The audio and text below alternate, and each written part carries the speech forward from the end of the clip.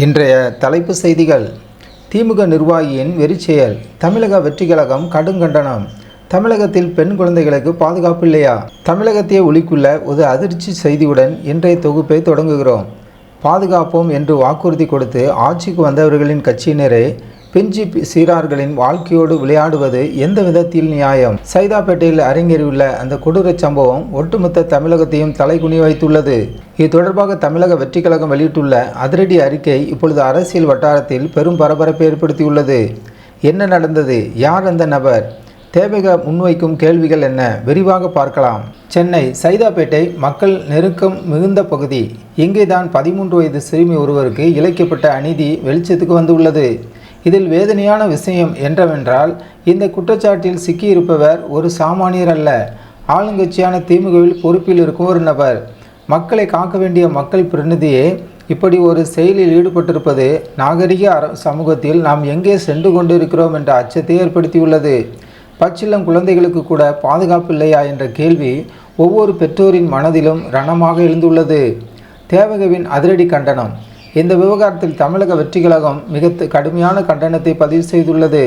தேவக வெளியிட்டுள்ள அறிக்கையில் குறிப்பிட்டுள்ள முக்கிய அம்சங்கள் இதோ. அதிகரிக்கும் குற்றங்கள். முதல்வர் தலைமையிலான இந்த ஆட்சியில் பெண்களுக்கு எதிரான குற்றங்கள் தொடர்ந்து அதிகரித்து வருவது ஏன்? பெயரளவு விளம்பரம். பெண்களுக்கான அரசு என்று விளம்பரம் செய்து கொள்ளும் வேளையில் கட்சி நிர்வாகிகளே இப்படி அடுக்கடுக்கான குற்றங்களில் ஈடுபடுவது முரண்பாடாக இல்லையா? அண்ணாவின் கொள்கை எங்கே? பேரறிஞர் அண்ணா வளர்த்தெடுத்த பேரியக்கத்தில் இதுபோன்ற வன்முறையாளர்கள் எப்படி சுற்றித் தருகிறார்கள்?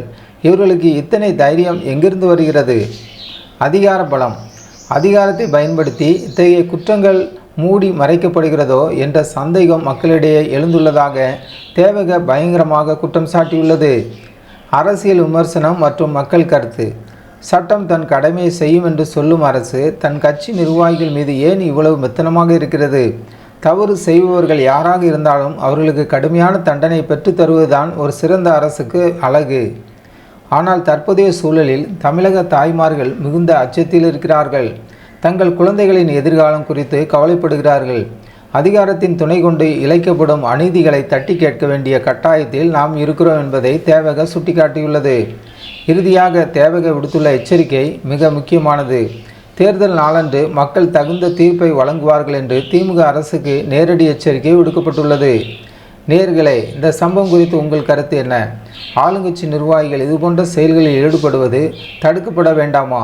தமிழகத்தில் பெண் குழந்தைகளின் பாதுகாப்பை உறுதி செய்ய அரசு என்ன செய்ய வேண்டும்? உங்கள் கருத்துக்களை கீழே உள்ள கமெண்ட் பாக்ஸில் பதிவு செய்யுங்கள். தொடர்ந்து இதுபோன்ற உண்மை செய்திகளை உடனுக்குடன் தெரிந்து கொள்ள நமது ஜனநாயகம் டிவி சேனலை சப்ஸ்கிரைப் செய்யுங்கள்.